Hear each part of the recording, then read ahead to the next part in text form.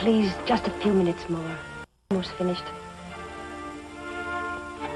Will you please give this letter to the warden? It's for Mr. Finch. I will.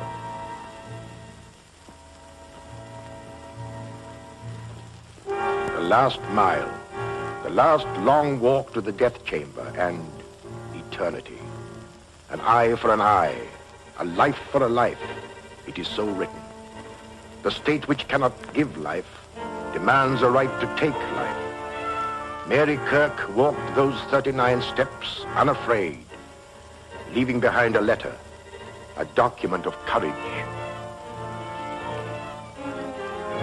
In 1 hour, I shall be dead, killed by the hand of the man I love. I can hear the preparations for my execution. I can feel the expectant hush through the cold walls. The time in this case, Tough. I saw Finch tonight at the grotto about 7, still trying to solve the case, even at that late hour. I don't deserve so much credit. Dr. Bradford's the one you boys should feature. Well, give us a story. That's why we're here. Sorry, Finch. Well, this is the key that unlocked the Mary Kirk murder case. It belongs in here until it becomes Exhibit A. Something to remind me that you're never licked until you give up. I remember that case, Finch. A pistol packing mama. Was she tough? That ace of spades was the killer's calling card in the Macomber murder. Boy, was she torrid. I thought you were falling for her, Finch. How about the little blonde who met you in the grotto tonight? Suzy, you're a wolf in criminologist clothing. Mm-hmm. I'm supposed to be a psychologist. Well, boys, here's the story. Starting at the beginning. Some of you may not know that part. Well, none of us knew you were in on it until after the trial. I'll begin with the night I met Dr. Bradford.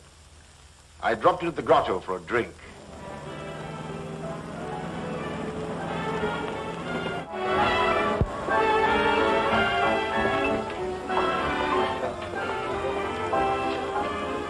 Bourbon and soda, please. No ice. So after all that, what could I do? I just had to accept the mink coat.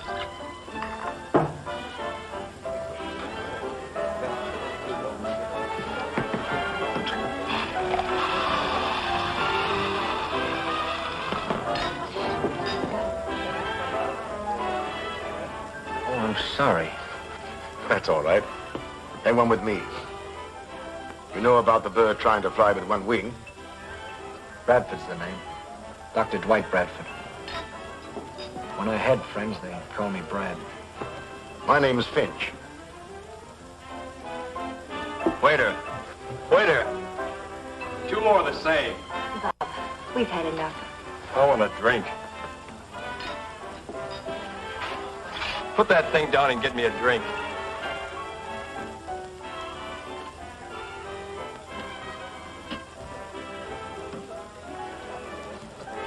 Office around here? No, I'm not a practicing physician. I'm doing some research. You're lucky. Doing something you like. Aren't you? Charles Finch, the criminologist. I've seen your picture in papers. I keep insisting that I'm a psychologist. And I say I'm a scientist, but I haven't proved it yet.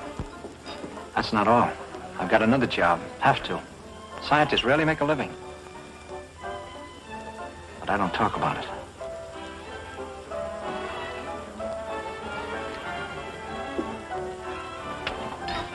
Oh, please, Bob. I wish you wouldn't. Oh, let me alone. Oh, look! All right?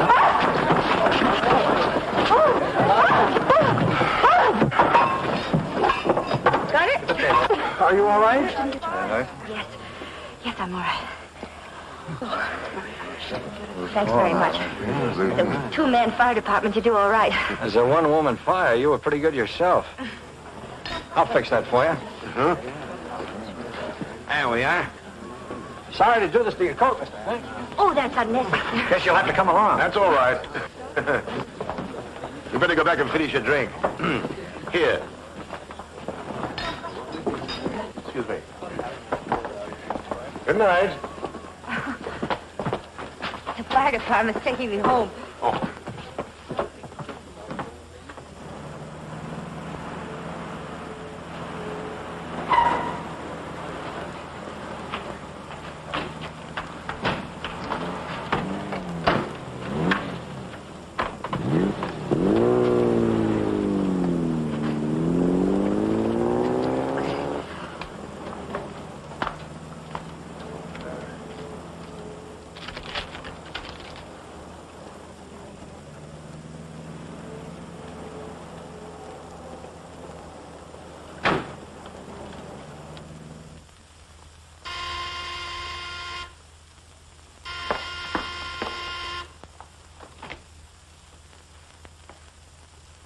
Come on in. We're inspecting the damage. Oh, this is my sister, Suzy Kirk, Mr. Finch. How'd you do? Nothing exciting like that ever happens to me. It's always Mary. Don't bother, Doctor. It's completely ruined. Suzy, didn't you come in just before we did? Oh, why, no. I've been home all evening. I knew Suzy was lying, but thought no more about it. In fact, the incident had been almost forgotten. When one night, I received a call from Dr. Bradford. He wanted me to meet him in his laboratory, saying there was a special reason for requesting it.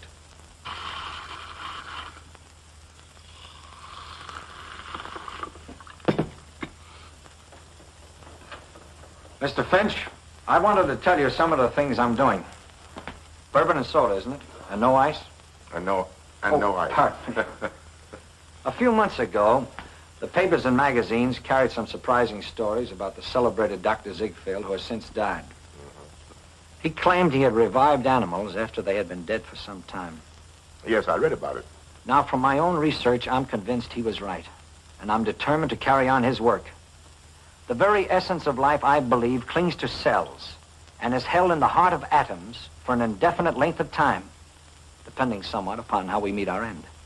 If you could find some way to bring people back from that borderland, you'd be one of the world's great benefactors.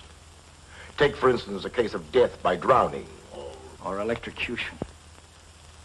I told you I had a job I dislike, that I hate. I'm the executioner for the state. I'm the man who throws the switch to kill those condemned to die. That's not what one might call a pleasant job, but in your case, I can understand it. Not only that, but I must work. It costs quite a lot to run this laboratory, and I have to have money. And I suppose you have opportunities to study those who have been legally put to death. Only with limits. Permission must be obtained. There's a lot of red tape, and properly so. This is undoubtedly an imposition, but I simply had to talk it over with someone. You're a criminologist and a psychologist. Here's to Mary. And to me. You don't mean it. My congratulations. Not so fast. What will she think when I tell her about my job? I don't believe any psychologist could answer that without knowing Mary better. Depends entirely upon her temperament. She might understand. Regard the matter with a complete objectivity. And she might loathe me. Finish your drink and come with me. I can't stand the suspense any longer. I want you to have dinner with us tonight at the grotto, if you will. Of course. Here's to luck. Good luck.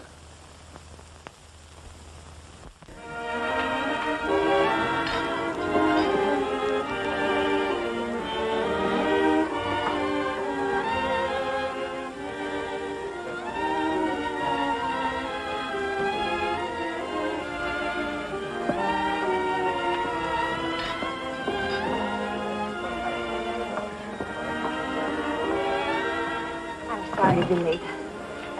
How are you, Mr. Finch? Glad to see you again. A man named Richard was telephoning Suzy, and he was so insistent that I was trying to find out where she was. Did you leave a message for her? Yes, I did. I left word where she could find me. Mary,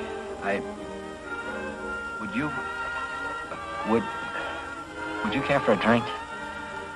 I'd like a cup of coffee. Coffee.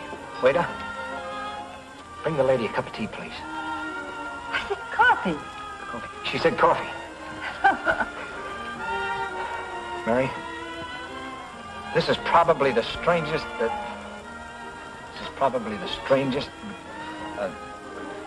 Proposal? Yes, that's it. Proposal? What kind of proposal? Why, a proposal. Yeah. Yeah, proposal. It's probably the strangest proposal because, it's rather odd that the guy who's going to propose invites a third party to be present at such a time. Mary, I want you to... Is, marry the word? Yes, it is. Yes, that's the word. I love you. Well, perhaps I better leave. No. Don't you leave. There's some things about me that Mary must know. She might want to talk them over with you. Well, I have an idea.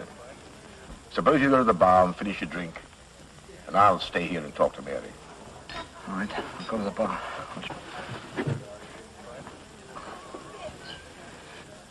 Give me a high rye ball. But not a high rye ball. How about a German with ginger ale? German, then. Yeah. German.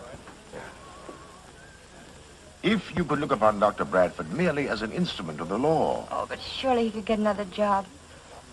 If he loves me. He does love you. And we might get him another job, as you suggest. In fact, I already have an idea that might work out. But, Mary, try to understand that his chief reason for holding this position is because through his prison association, he had opportunities for investigation. Oh, but I couldn't, Finch. I simply couldn't.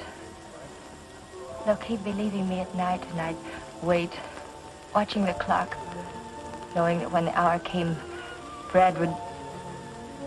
Oh, I couldn't.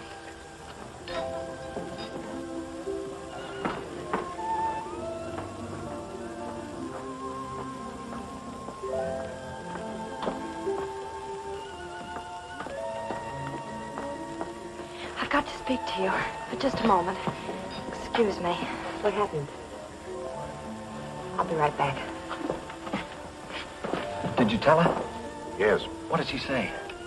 You could if you wanted to. You just won't help. Suzy, I can't. Why don't you tell me who's in trouble? He's a friend of mine, and I feel I'm responsible. The one who was calling this evening? I don't know who you're talking about. Suzy, I'm sorry. I haven't the money to... You would if it wasn't for... If it wasn't for what? Nothing.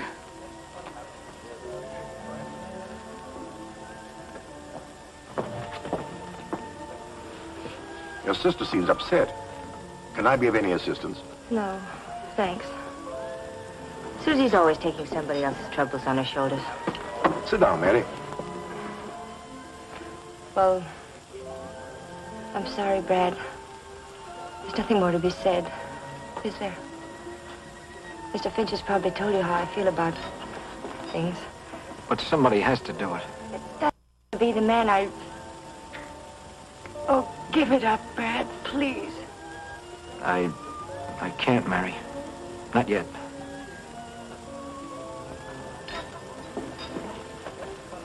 Take me home, Brad.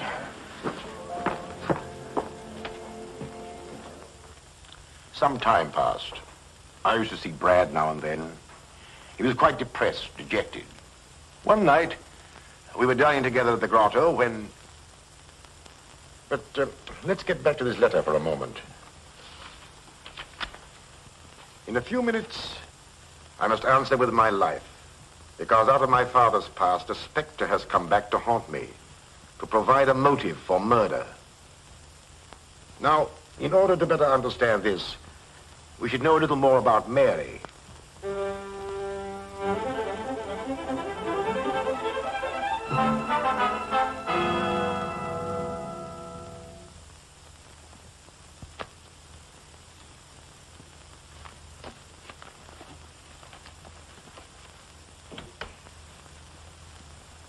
Yes, all right. Oh, Miss Kirk? Mr. Gregory, I've got to find some filing space. And these papers are very old. Can't we destroy them or store them someplace?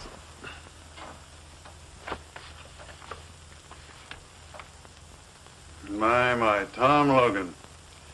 I was too smart for that crook. I was appointed head of the civic committee to clean up the city. Picked the right man, busted the racketeers in jig time. Logan was killed. That was a dozen years ago. How'd you know that? The complaint's dated. Oh, of course. I thought you were too young to remember.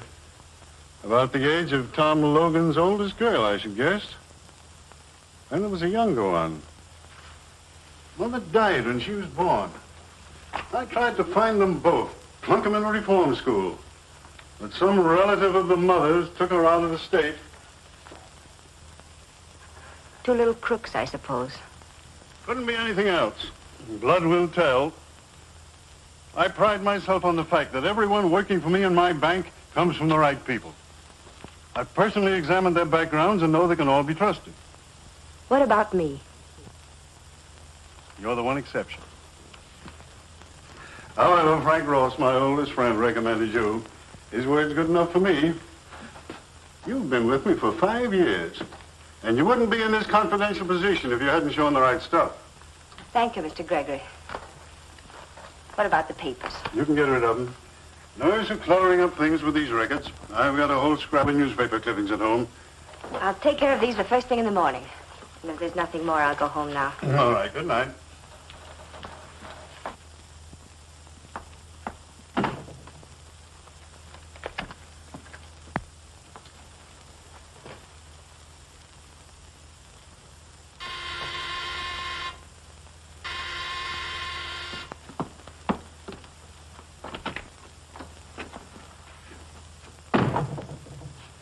I told you never to come here again. I don't want Suzy to know. Now, slow down. I'm taking up a little collection from some of my friends and thought maybe you'd like to contribute. I haven't got much. You've taken almost I helped everything. Tom Logan plenty when the going was rough. And that's something you wouldn't want me to tell Mr. Gregory. But think it over. It'd be worth a lot to you, wouldn't it, if you never saw me again?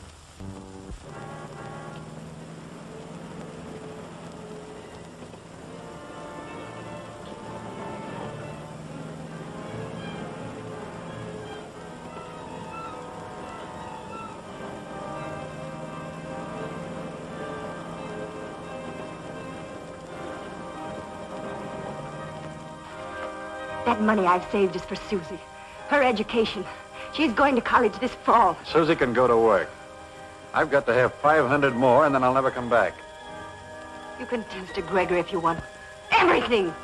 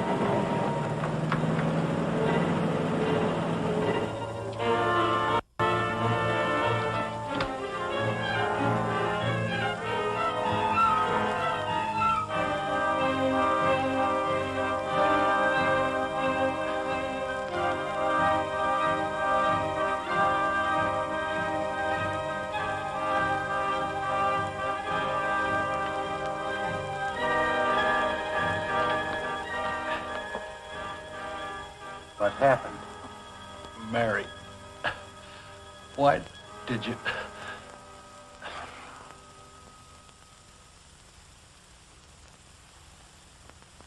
He says somebody named Mary done it.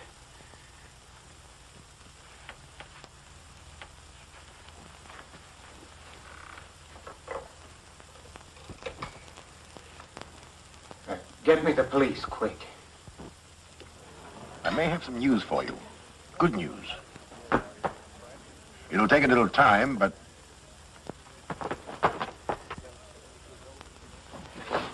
Mary, what's happened? Oh, I was hoping I could find you here. Something dreadful's happened. Please come with me right now. You say you found the man before he died, and he said something about this girl. He said, Mary, why did you? Who was the man? Who was he, Mary? You better tell us. The police can find out.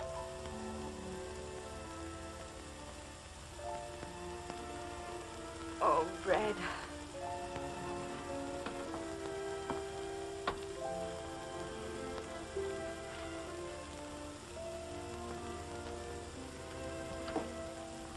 Who are you?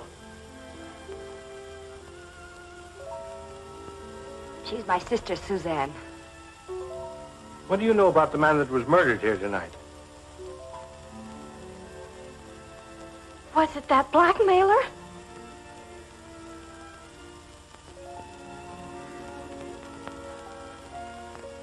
His name was Willis Millen. Good. Now we're going places. Millen, huh? Millen. I know. He was a front man for Tom Logan when he was running that pinball racket. So he was blackmailing you, was he? Yes. And you stood it as long as you could, but tonight you rebelled and you hit him over the head with that statue. I didn't kill him. I wasn't even in the room. Brad, you believe me, don't you? Of course I do. We'll get your fingerprints off that statue. You'd rather expect to find her fingerprints on it, wouldn't you? This is her home. You know, every so often we bump into you, Charlie Finch. You've probably forgotten that I have a couple of witnesses who saw her hit him over the head.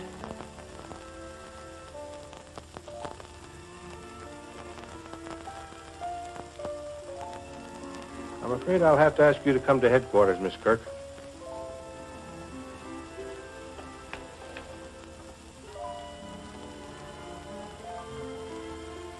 Have you found any other clues? I didn't search the place. One of the boys did. He didn't find anything. This isn't one of those tough cases that depends on clues. Perhaps. In my experience is there's no such thing as a sure conviction. Not even when there's a confession. The girl claims she didn't do it. Perhaps you'll need a key to unlock a mystery before you're through, Sergeant.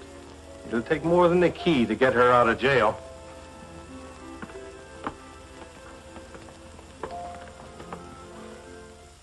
I had a key, all right, but a key without a door to unlock.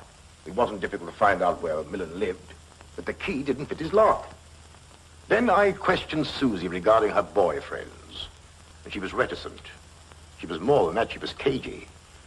Sometimes I thought she didn't care what happened to Mary. Then, one day, I discovered a thumbprint on the key, which matched exactly with one I had found on the statue. There were plenty of Mary's prints there, so they disregarded the only important one. Mr. Gregory, of course, will always believe that I'm guilty. He will probably witness my execution with a smile. Well, he won't have long to wait. They will come for me soon now.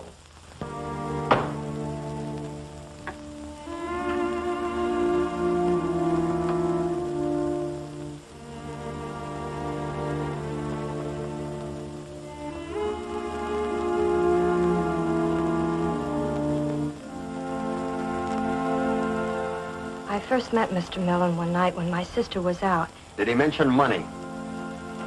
Yes. He supposed I knew Mary was paying him. Did you tell her about the visit? Yes. But I never mentioned I knew about the money. Robbery couldn't have been the motive. We found a large roll of bills in his pocket. If I'd known she was using an alias, that she was Tom Logan's daughter... Objection sustained. I can say what I think. Not in this court. Mr. Gregory, it is Mary Kirk Logan who is on trial, not her father. But You will confine your answers to the questions asked. Suzy, do you believe your sister is guilty? Yes. Why do you think that? I heard Mary threaten him once. When I was in the bedroom and she didn't know it. Then I seen her bring something down over his head and he fell. You could identify her? I'm positive. I gotta believe my own eyes.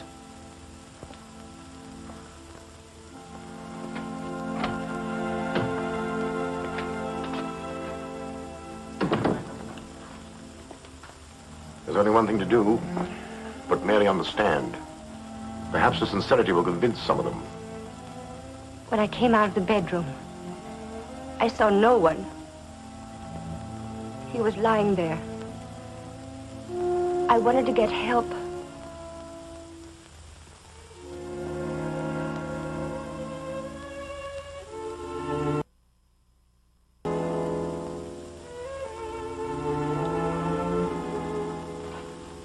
In all of my 16 years as attorney for this county, I've never tried a case so clear-cut.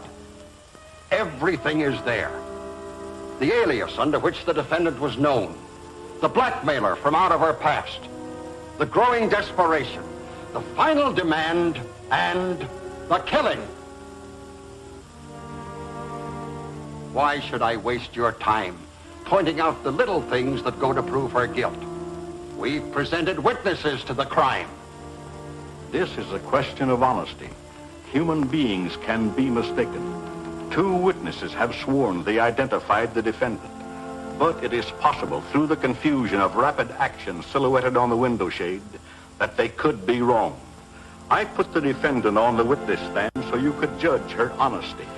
If she were dishonest, she could have claimed Millen attacked her and she struck him in self-defense.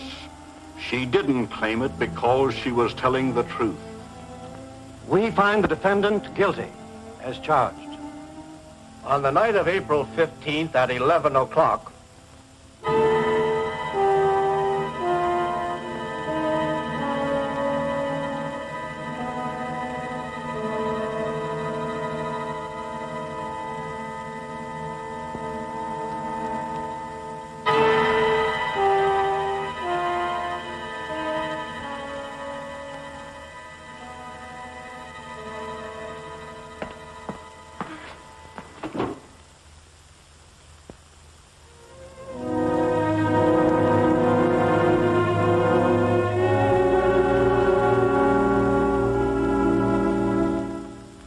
I don't suppose, up to that moment, that the thought occurred to either Mary or Brad that the fates were so conspired as to make him the executioner of the girl he loved.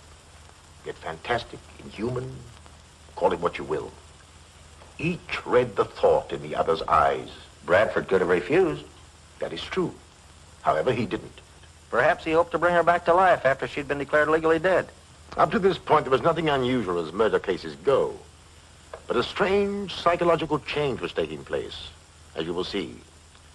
Except for Brad and me, I don't suppose there was a single person who believed her innocent. Neither did the boys who've been covering murders for years. Now, if you'd been in my place and believed her innocent, what would you have done? Gone after Suzy. That's exactly what I did. Suzy was an interesting psychological study. Although emotionally unstable, she was not vicious. Now, mind you, when I say Suzy lied, she did. But she was convinced that Mary was guilty. Why shouldn't she protect her boyfriends? They were innocent. However, there was one who wasn't innocent. But someone Suzy, by no stretch of the imagination, could connect with the crime. And like many adolescents, her defense mechanism made her evasive. I know you're anxious to help your sister. Of course, but how can I help her? Someone might have killed Millen while she was in the bedroom. I suppose they could. But Mary said she didn't see or hear anyone. Someone who got in the back door, through the kitchen. One of your boyfriends, perhaps. Mr. Finch. If you'll forget your indignation, perhaps I can save your sister from the electric chair. What do you want to know? To start with, the first night I met you, the night that Dr. Bradford and I brought your sister home, I saw you get out of a coupe in front of your house. You told your sister you'd been home all evening. I was home, no matter what you think. I just went out when I heard someone honk. Who was the man? I don't remember. Let's see. Who was it? Oh, yes. Bill Ellsworth. That's who it was. Where can I find him? Oh, I haven't the remotest idea. He's a boy I met at a dance. You might give him the name of all the other boys you know, that you go out with. All of them? I hope you've got plenty of paper. Well, I could believe there'd be a long list. Oh, Mr. Finch.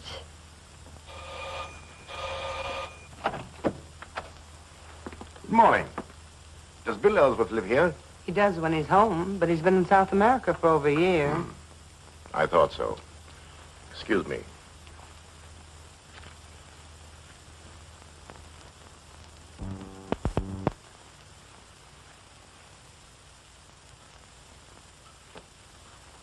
There wasn't a clue in the whole list.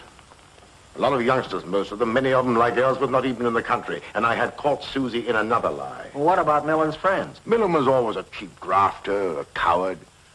I tried through his friends to get a clue, but even the underworld despised him. Well, he was no friend of Tom Logan's. And while we're on the subject, Gregor was out to make a name for himself. That's why he went after Logan and his pinball machine. To hear Gregory tell it, you'd think Mary's father was a gangster. He was running a legitimate business, Did the city council ban the games? That was my chief reason for investigating Millen's friends. I hoped I might be able to hang something on Gregory. Well, as you know, there was an appeal. Motion for a new trial was denied. But anything to gain time. However, we lost. Once more, I went to see Mary.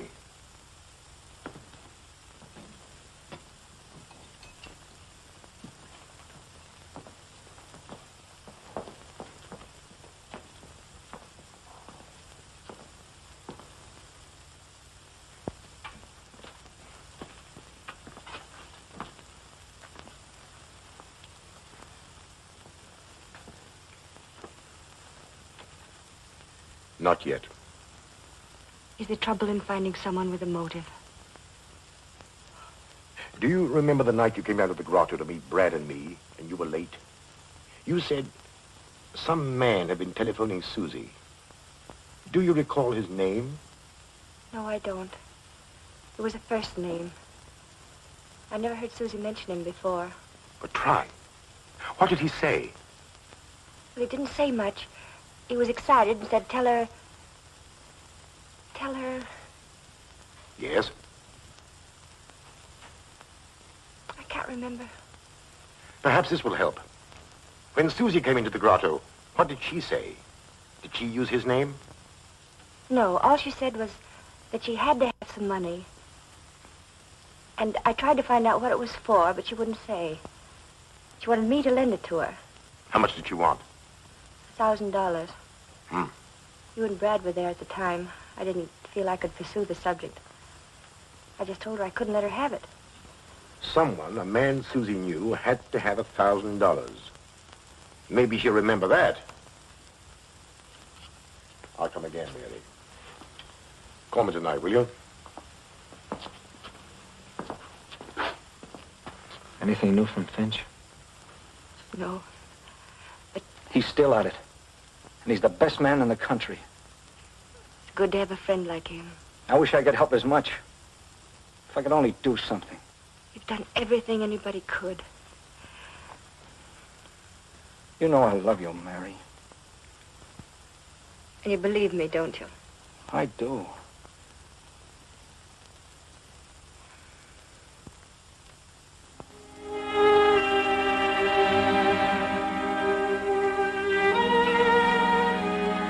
The matron has come for me now, and I must close this.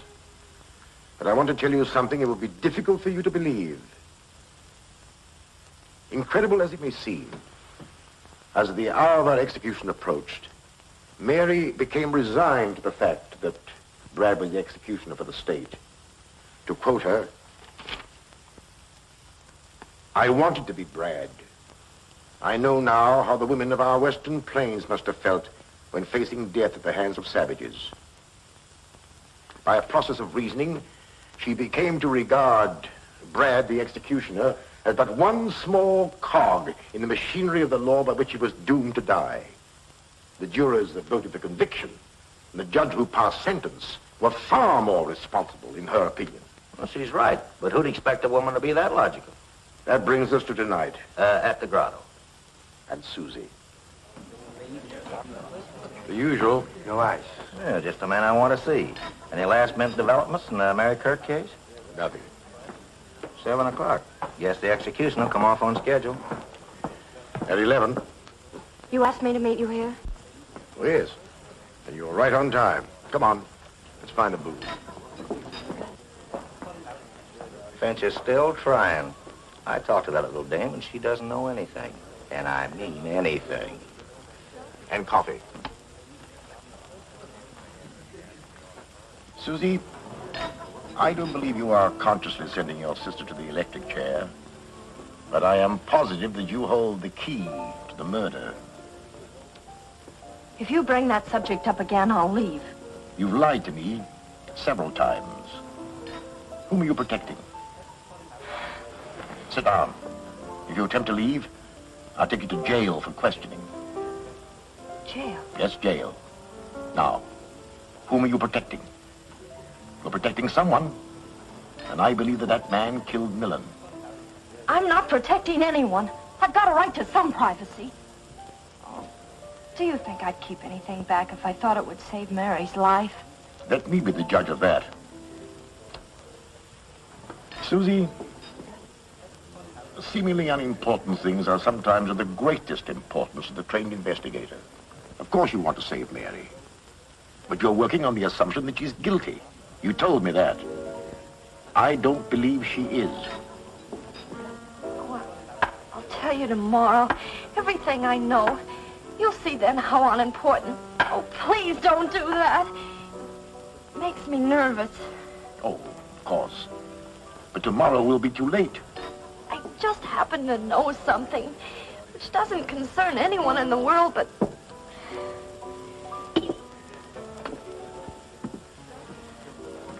But whom? Someone you wouldn't know. It has nothing to do with me or you or Mary or anyone else.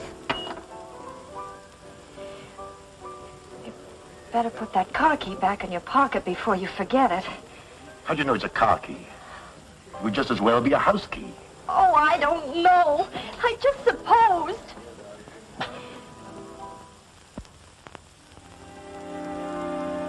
No message for me? No, sir. Mr. Finch hasn't telephoned. Not since early this afternoon. It was nice of him to give me hope. Nothing from... No, Doctor. She didn't ask for someone else to take my place? No, sir.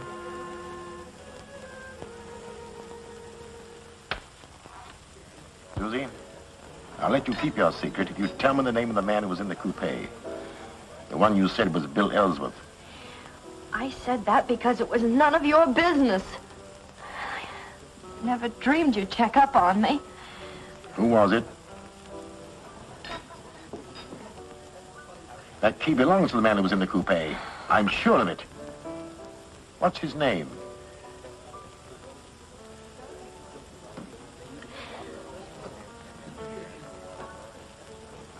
Ah, I remember his name.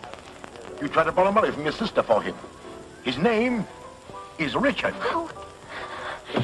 You wouldn't tell me because you were afraid he might involve you in some personal scandal. He was very close to you, wasn't he? Am I right? No. No. But I promise to keep you out of it, Suzy. Look at it my way. Richard had a key to the back door. How did you know that? I didn't. You just told me. Oh. Needing money desperately, he got into the kitchen. He saw the roll of bills that Millen had, and... He couldn't possibly have done it. I'm convinced that he did.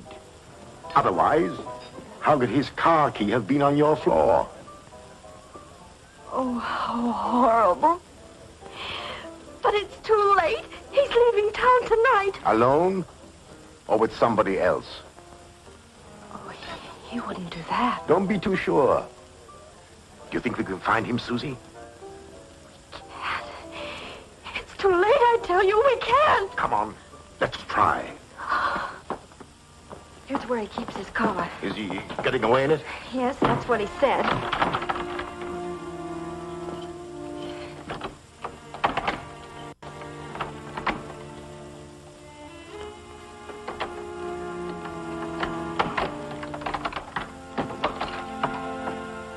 That's his car. Good. We're in time.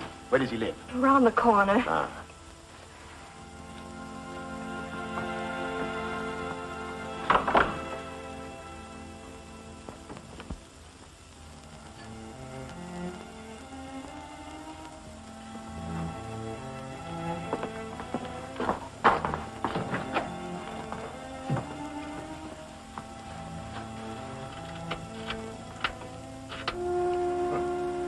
He fits all right.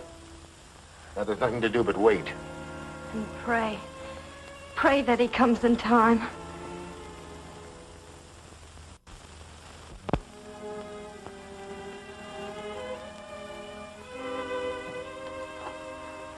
What time is it?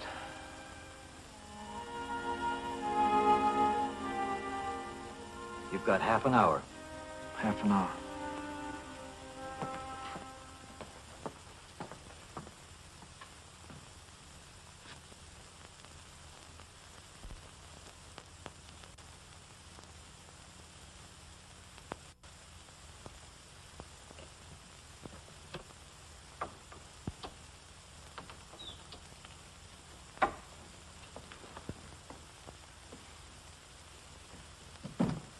Richard. Suzy. What are you doing here? I just had to see you before you left. I needn't have gone if you'd got me that money.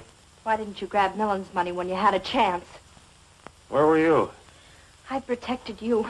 Now you're deserting me. You're letting my sister die. Why, you... Stand where you are. All right, out. Quick.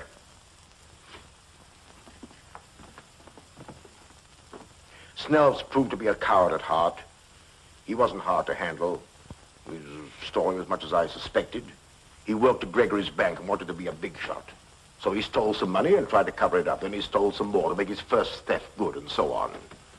Suzy was flattered by his attentions and tried to get some money from Mary for him. What really happened was...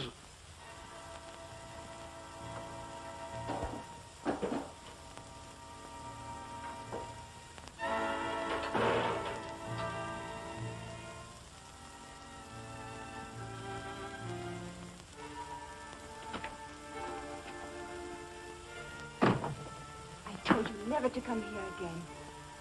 I don't want Suzy to know. Now, slow down. I got good news for you. I'm leaving town. I'm taking up a little collection from some of my friends, and thought maybe you'd like to contribute. You've taken I almost helped Tom Logan plenty when the going was tough, and that's something you wouldn't want me to tell Mr. Gregory. That money I've saved is for Suzy. Her education. She's going to college this fall. Suzy can go to work. I've got to have 500 more, and then I'll never come back. You can tell Mr. Gregory if you want to. Everything!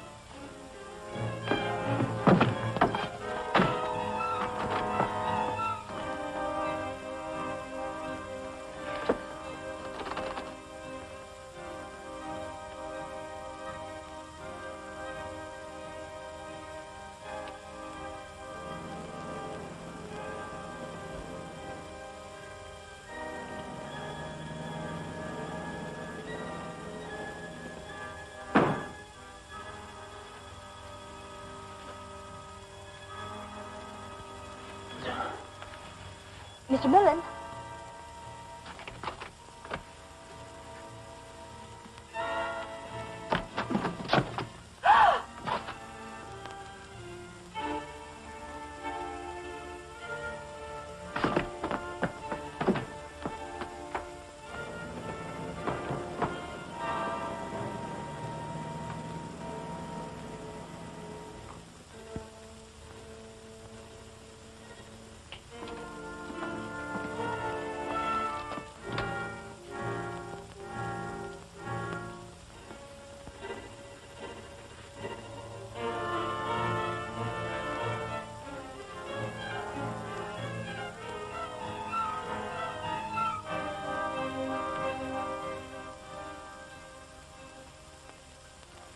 Hello? Out? Well, find him. All right, we'll try there. Governor Harrison had a broadcast tonight. His wife... Oh, yes? Is Governor Harrison there? Left 10 minutes ago. Did he go home? Did he have anybody with him? Just his chauffeur. Thank you. Suzy, get on that telephone and keep trying. The police here will help you. Tell Mrs. Harrison who you are, and then we have a confession. We're fighting against time. Get me a motorcycle escort. I'm going to try and convince that warden if I can get there in time. Oh, couldn't you telephone him? He won't listen to anybody but the governor. That's the law. But if I can see him, I might get him to delay the execution. Oh, I'll get the governor somehow.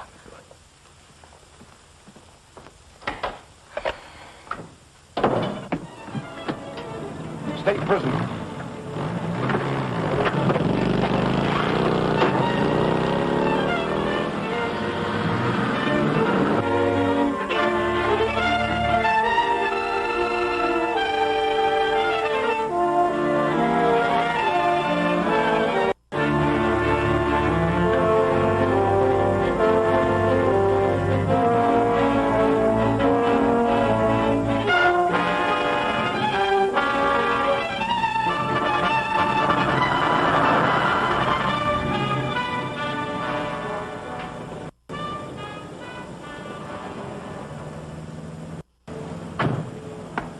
What are we doing here, Denny?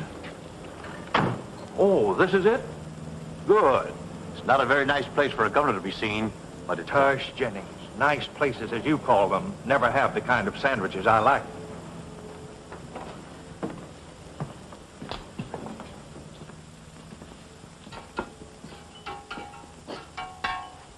What can I do for you fellas? Oh, excuse me. I just listened to you on the radio, Governor Harrison. It sure was a swell speech. Thank you. Now, could you make us a couple of Denver sandwiches? Smothered in onion. I'll make you the best ones you ever eat.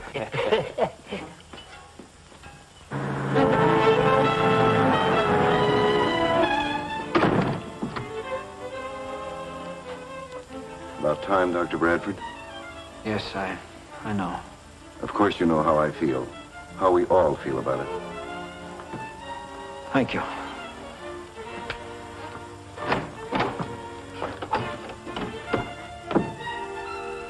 There's always the millionth chance the governor will intervene. I'll be right by the telephone, sir.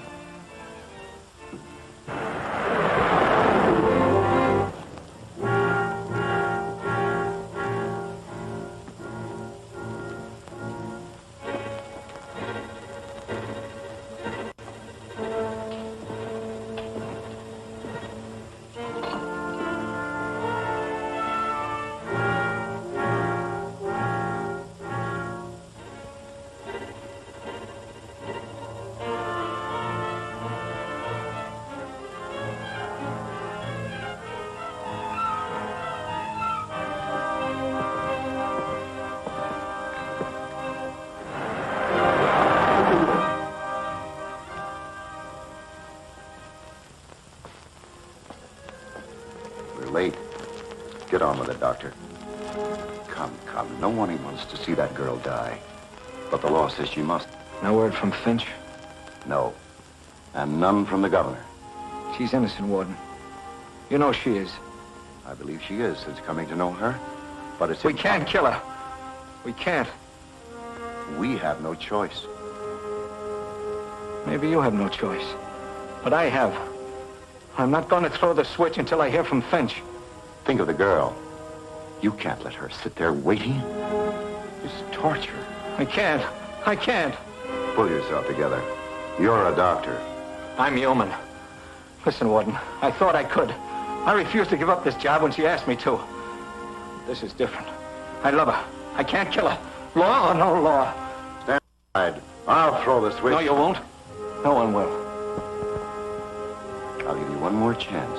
If you refuse, I'll call the guards with orders to shoot. Call them. That'll give her a few more minutes. And it'll take them some time to get me. Call them.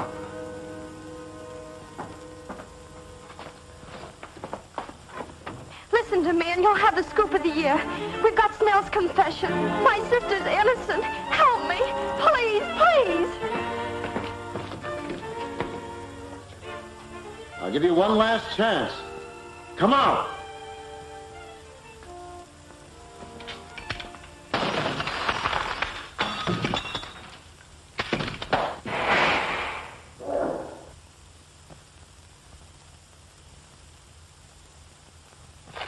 I'm glad you like it, Governor.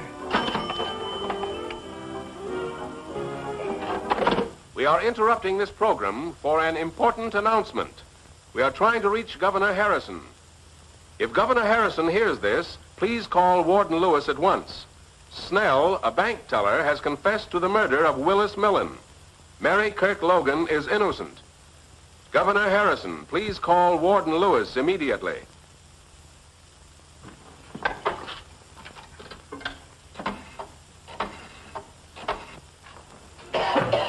Just keep him here until I come out. Yes? Yes, sir. It's the governor. Stop, Warden! The governor stayed the execution. A bank teller by the name of Snell has confessed. The governor hasn't all the facts, but is satisfied if so. Thank heaven Dr. Bradford saved her. Is the governor on the wire? Yes. Release her.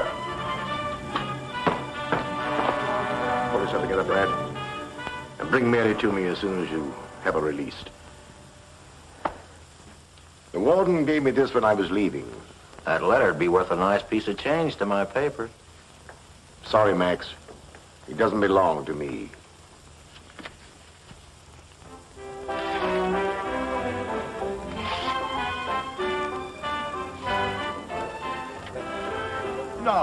Now, let's not be so solemn. It's a rare thing for the ghost elect to be able to destroy her last will and testament. It reminds me, this letter is your appointment to the staff of the Chicago Research Foundation with Professor Michelson. Thanks for everything. Well, here's to the new job, a lovely wife. And a dear friend. I prefer my toast this way. Waiter! Waiter! Put that thing down and get me a drink. Please, Bob, you've had enough. I want a drink. Darling, I think we'd better leave. This is where we came in. You coming? No, I think I'll stay. I still have my overcoat, and you never can tell.